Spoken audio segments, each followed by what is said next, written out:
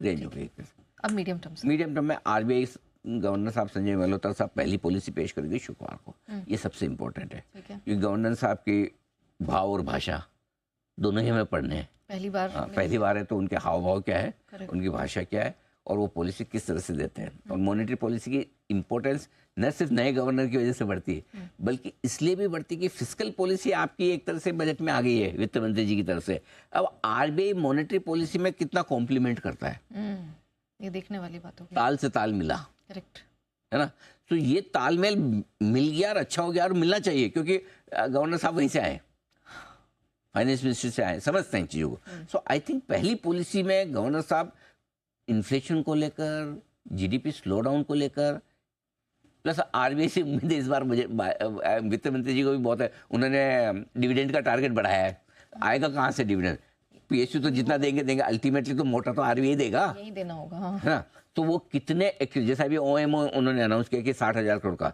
OMO का मतलब क्या है कि आरबीआई एक तरह से ट्रेडिंग कर रहा है बॉन्ड्स की, वही खरीदारी कर रहे हैं। नीचे में वही लेगा ऊपर में वही बेचेगा, तो उससे भी तो पैसे बनाएंगे, उसी से डिविडेंड बांटेंगे। सो आरबीआई कितना एक्टिव रहेगा बॉन्ड मार्केट में, मनी मार्केट में, फॉरेन करेंसी मार्केट में, और पॉलिसी को कैसे कॉम्प्लीमेंट करेगा। इसलिए ये शॉर्ट टर्म में, मीडियम टर्म में सबसे बड़ा टिकर आपका।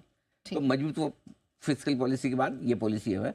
और बाकी बच्चा इस तिमाही के जो बचे हुए नतीजे हैं जो थोड़े बहुत और आने 15 तारीख तक आएंगे। आज कितनी होगी तारीख, अभी तो है टाइम, 3 तारीख है। नहीं, हाँ अभी 2 हफ्ते हैं, ठीक है। हाँ तो अभी ये बचे हुए रिजल्ट्स ये भी इंपॉर्टेंट है। अब तक ठीक है, क्या पता बैक वेंचर्स गड़बड़ी कर दे, रायता फैला दे, है ना। जनरली पीछे के रिजल्ट अच्छे नहीं आते, लेकिन अगर फॉर ए चेंज उम्मीद कम में ठीक ठाक नंबर दे जाए, एक्सीडेंट्स ज़्यादा ना हो, तो ये अच्छी बात है। ये शॉर्ट मीडियम टर्म में, मीडियम टर्म में जो ट्रिगर्स हैं वो शॉर्ट टर्म वाले तो इंक्लूड ही है कि टैरिफ और एफआई प्लस एडिशनल ये 2 ट्रिगर आपको ध्यान में रखें। ठीक है। अब लॉन्ग टर्म में बाजार कैसे दिखेंगे सर? लॉन्ग टर्म में एक ही ट्रिगर है मेरे लिए अब बचा हुआ, ये शॉर्ट और मीडियम को मिला के, वो मार्च के रिजल्ट जो मैंने बताया आपको। ठीक है। मार्च तिमाही के रिजल्ट सबसे इंपॉर्टेंट है।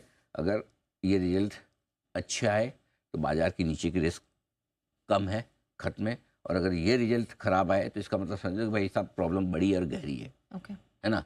ये मामला संभल नहीं रहा, या कलेक्शंस कम होंगे, खर्चे कम होंगे सरकार के, टैक्स कलेक्शन कम होंगे, वो स्पाइरल इफेक्ट जो आएगा, बैलेंस शीट्स बिगड़ेगी, फ्रीबीज वगैरह से थोड़े से दबाव बनेंगे, ये सारी चीज़ें होंगी, ख़राब नतीजे बताएंगे, भाई मामला लंबा चलेगा। और फिर है ना 2025 में आपका पैसा नहीं बनेगा, भूल जाओ।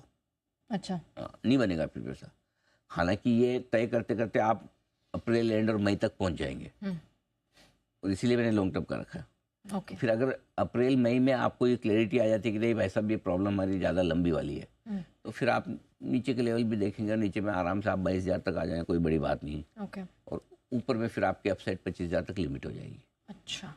और नंबर अगर अच्छा आ गए तो ऊपर में 25-26,000 पहुँच जाएंगे, और नीचे में फिर 22,000 23,000 की रेंज आपका स्ट्रॉन्ग सपोर्ट काम कर लेगी। सो मेरे ख्याल से तब तक आपको थोड़ा टाइम पास है। तो जो लोग हैं ना लॉन्ग टर्म के लिए निवेश करना चाहते हैं, उनको मार्च के रिजल्ट्स के बाद ज़्यादा क्लैरिटी आएगी। ओके। उससे पहले भी धीमे धीमे आ सकती है अलग अलग डेटा में, जहाँ जहाँ आना शुरू करें वहाँ करें। जो शॉर्ट टर्म है उनके लिए वॉलेटिलिटी रहेगी, और मीडियम टर्म वालों को उस हिसाब से अपनी पोजिशनिंग कर लेनी। तो ये आपकी मार्केट की स्ट्रेटजी है। ठीक है। तो लॉन्ग टर्म में एक ही चीज़ सबसे इंपॉर्टेंट है, नंबर्स चौथी तिमाही के। मीडियम टर्म में आरबीआई की पॉलिसी, एफआई को मिजाज। शॉर्ट टर्म में ट्रम्प साहब जो कभी भी कुछ भी कर सकते हैं, किसी का कोई कंट्रोल नहीं उन पर। ठीक है, डन सर। ये तो